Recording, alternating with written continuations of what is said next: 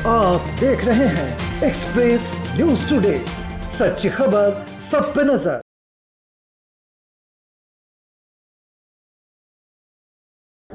वैश्विक महामारी कोरोना संक्रमण ने विश्व समेत भारत के सभी राज्यों के कामगार मजदूर समेत छोटे मंझले वर्ग के सभी व्यवसायियों की कमर तोड़ दी है। इस बाबत जयनगर व्यापारिक संस्था कैट ने इस विषय पर पहल करते हुए सरकार से इन छोटे और मंझले वर्ग के व्यापारियों के हित में ध्यान देने की अपील की। उन्होंने कहा कि इस दिशा में सरकार पहल करे और इन वर्ग के व्यापारियों की मदद करे। मैं कैट ऑफिस में सभी कैट के पदाधिकारियों के द्वारा आप सभी मीडिया बंधुओं को जो विनम्र विनती के बाद आप लोग पधारे, मैं कैट ऑफिस के द्वारा आप सभी मीडिया बंधुओं को प्रणाम करता हूं कि आपने यहाँ पधार कर हम लोग के विचार को आप लेने का काम किए। मैं सिर्फ इतना ही कहना चाहता हूं कि हमारे अध्यक्ष महोदय ने बता दिया कि कोरोना के बाद जो बाजार की स्थिति है, जो छोटे व्यापारियों की स्थिति है, वो बहुत ही दुखदाई है, दयनीय है। तो मैं बस कैट के माध्यम से सभी बड़े व्यापारी को, चाहे वो कपड़ा विभाग के व्यापारी हो, चाहे लोहा विभाग के व्यापारी हो, चाहे अन्य किराना विभाग के व्यापारी, जो भी व्यापारी है, मैं सभी बड़े व्यापारी को हाथ जोड़कर कैट के द्वारा नम्र निवेदन करता हूं कि जो छोटे व्यापारी है उनको मानवीय आधार पर अभी जो कष्ट का समय है उनको भी जीने का अवसर दिया जाए। आप होलसेल वाले जो है थोड़ा खुदरा में अपने सामान को न बेचते हुए उस छोटे व्यापार को बढ़ाने का काम करें। छोटे व्यवसायी के थाली का जो भोजन है वो आप अपने थाली में ले रहे हैं। आप दिल में सोच कर देखिए कि छोटे छोटे व्यापारी का जो भोजन, थाली का भोजन आपके अपने थाली में शोभा दे रहा है क्या? आप ऐसा महसूस कीजिए, आपको लगेगा, मुझे विश्वास है आपको ऐसा लगेगा कि आपके थाली में वो शोभा नहीं दे रहा है। आप उसको छोटे छोटे व्यापारी के थाली में रहने दिया जाए, मेरा हाथ जोड़कर यही निवेदन है। और सबसे पहले तो जितने भी आप मैंने पत्रकार आए हुए उनको मैं कैट के तरफ से धन्यवाद देता हूँ। और बुलाने का मुख्य उद्देश्य सर ये है कि जो बाजार के अंदर खुदरा व्यापारियों की, छोटे व्यापारियों की क्या स्थिति हो रखी है, इससे शायद हम लोगों में से कोई भी व्यक्ति ऐसा नहीं है जो अनभिज्ञ है।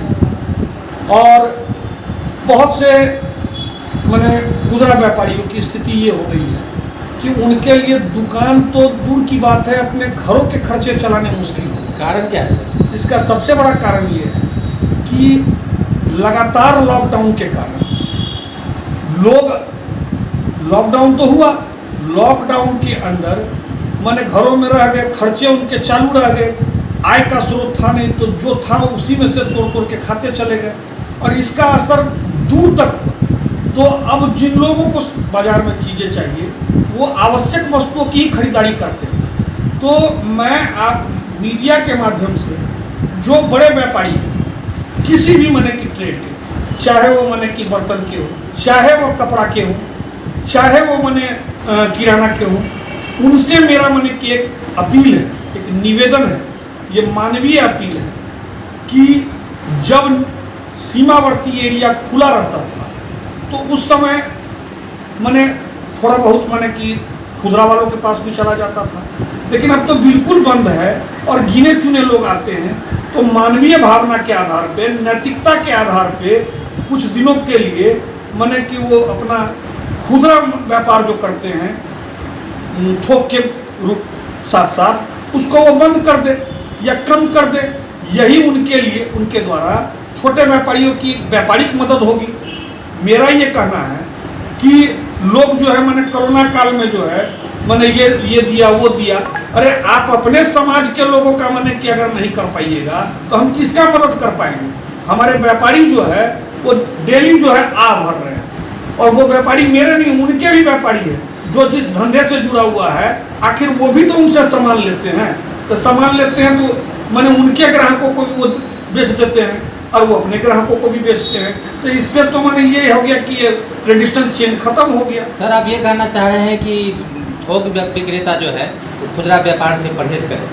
बिल्कुल बिल्कुल, मैं ये कहना चाह रहा हूँ कि मानवीय आधार पे इस कोरोना के कारण जो स्थिति बनी है उस स्थिति को देखते हुए वो कम से कम मैंने कि जो है मैंने खुदरा व्यापार से परहेज करे, कम करे, मैंने अपने आप में एक निश्चय ले। निश्चय आदमी लेता है तभी वो आगे बढ़ पाता है। आप देखिए कि APJ अब्दुल कलाम देश के राष्ट्रपति थे, लेकिन वो राष्ट्रपति पद पे रहते हुए या राष्ट्रपति पद पे जाने के बाद उन्होंने कुछ नहीं लिया, एक चटाई लेके चले गए। चाहते तो बहुत कुछ लेके चले जाते, लेकिन वो उनका एक निश्चय था। और आज डॉक्टर APJ अब्दुल कलाम गुजर गए, लेकिन गुजरने के बाद भी लोगों के